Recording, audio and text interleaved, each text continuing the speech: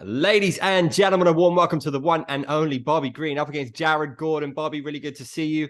Jared Gordon's been in the game for a long time. Is this the first time you guys have been put to fight each other? Has he been on your radar as someone you might fight one day? Yeah, I thought we were sometime cross paths sooner or later, but then he went down to 45. So I was like, "Man, we'll never cross each other." But here he's back at 55. So God put us together. Is this an interesting test for you? Is Jared Gordon getting finished here? I do believe so. I am definitely going to be going for the finish.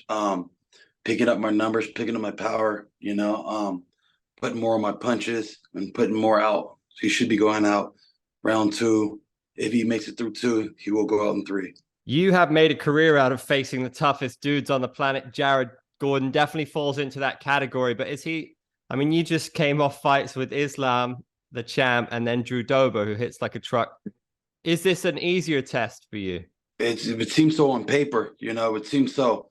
But at the same time, you never know until you get in there with these guys and what they're doing and how it presents itself. I don't want to be like overlooking him or anything like that. Where do you see the weaknesses in Jared Gordon? The weaknesses in Jared Gordon, I'll figure them out fight day. I'll figure them out fight day.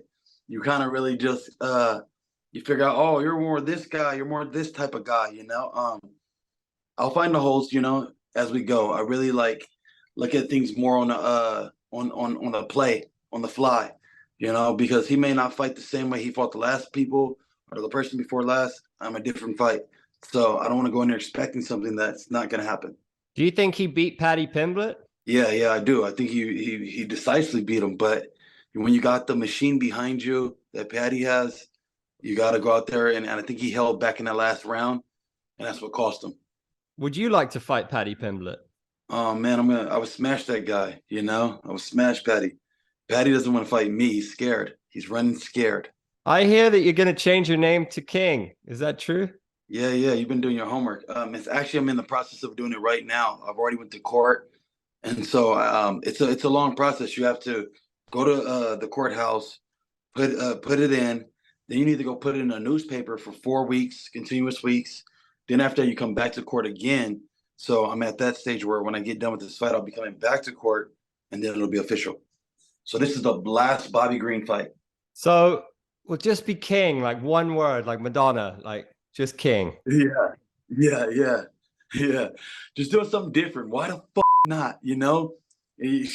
Like it's just like life. Like who gets up until they change their name? Like it's just something to do, something different.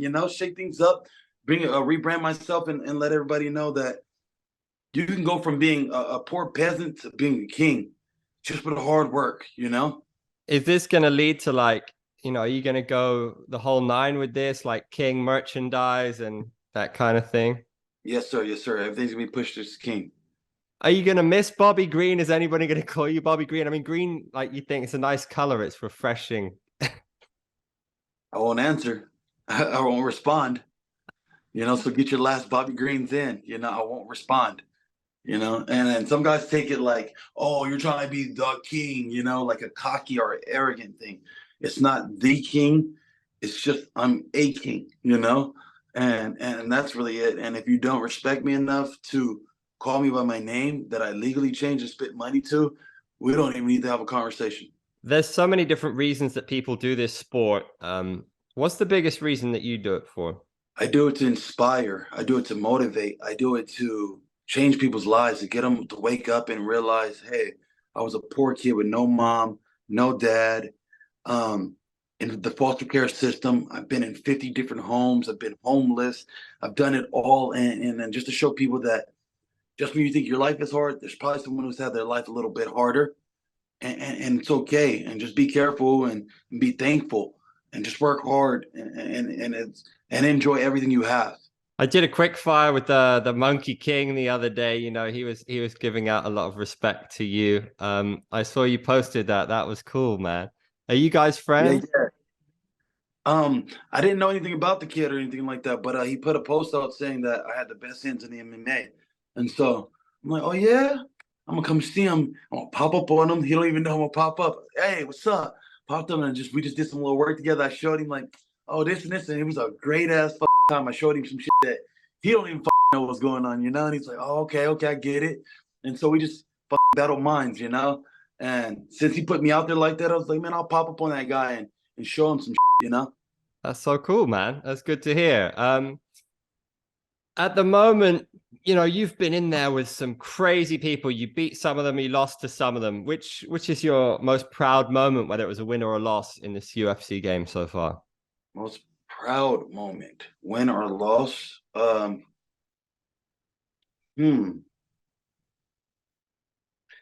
say I fought Josh Thompson. That was my most proud moment. At that time, I took the fight on, I think, a week or two notice. I think it was 2 weeks notice. My brother just got killed, my little brother. And so it was such a hard time for me. I was going through some stuff. I was fighting a court case with some other stuff, child support. I was having my getting pulled apart just left and right. And to go in there and stay focused and make this put honor on my brother's name was one of the biggest moments for me. Have you fought in Japan? I know that you fought some old school greats. I mean, Josh Thompson's one of them. You fought Crazy Horse as well. He goes by Felony now. Like, do you look back and just think, wow, like, do you ever look and just think this is a story, you know, your career? Yeah. Hopefully I can get it right with the right movie guy and we can write it. You know, I have so many crazy stories I can tell you about that you're like, whoa, that happened. Yeah, that happened, you know. I'm almost 50 fights in it, you know. How many guys can you tell me? Like I've seen Jorge just retire with 52.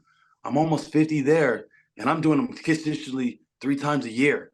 You know, how many fighters are you seeing at that age doing it at this level? You know, this consistent. It's not many. Have you got anything less on the bucket list? Did you fight in Japan? Is there any way you have to fight or anybody you got to fight?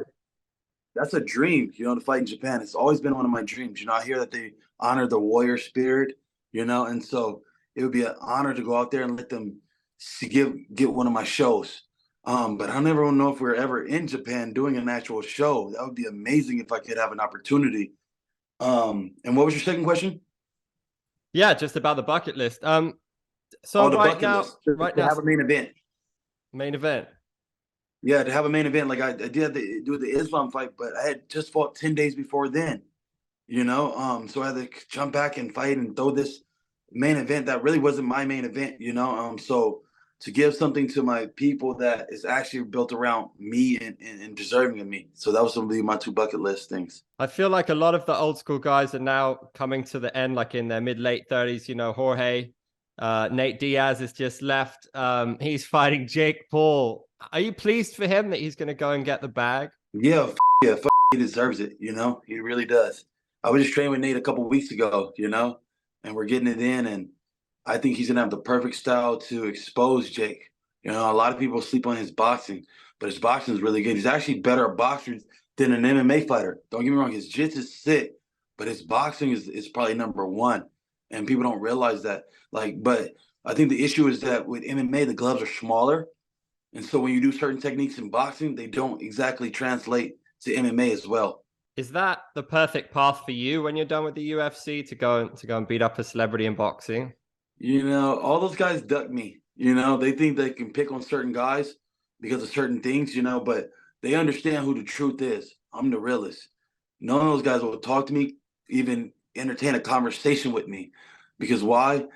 They'll get exposed. They will have to fight me, and it'll be a terrible choice for most like Jake Paul tried to choose me. It'd be a terrible choice for him, you know? And so he would never make that decision with me. We're going to wrap up with the quick fire.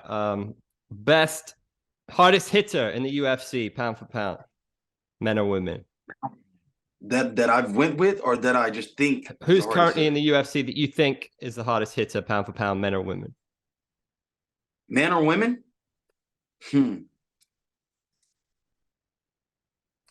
Man, Drew Dober's got a hammer. You know, I'll give him that. He's got a fucking hammer. Yeah. He'll be pleased to hear that. But I'm not sure if it's him or Poirier. Poirier had a hammer too, you know? Poirier had a hammer too. And so, yeah, I think Drew might just have a little bit more of a hammer. Best wrestler? Islam.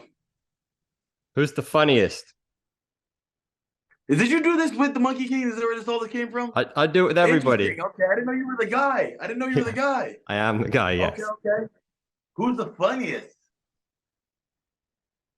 Derek Lewis. Who's the most annoying? Paddy Pimblett. Uh, Stupid hands. who's the best dressed? Best dressed? Me. Me. You see me on media day. You'll see me. Who's the best Like all my looking? media's out. You be like, okay, he was dressed. He was sick. Best looking. Best looking. Sheesh. Claudia Gadelia.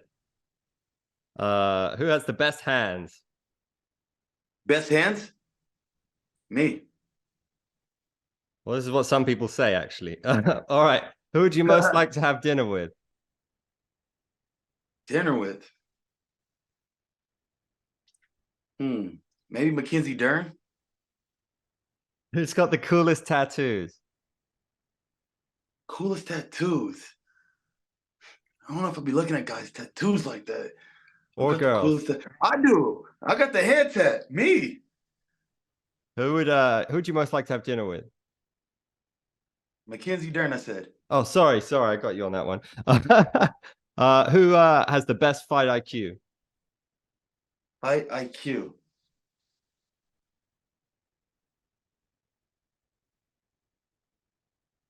Dominic Cruz. Nice choice. And who would make the best movie star? Best movie star? Israel Adesanya. Who's the most interesting female fighter? Shevchenko. Right, you're hitting these with the quickfire. I like it. And who would you most like by your side in a street fight? Nate Diaz. And who would be your dream fight in any weight class, past or present? Michael Venom Page. That's a cool choice, man. I like that. That would be a hell of a fight. Yeah. I like that. Slippery, like we're gonna see who's the most slippery, who's the slickest, you know? the serpent. Man, absolute legend. Bobby Green King. Thank you so much. I appreciate you, bro.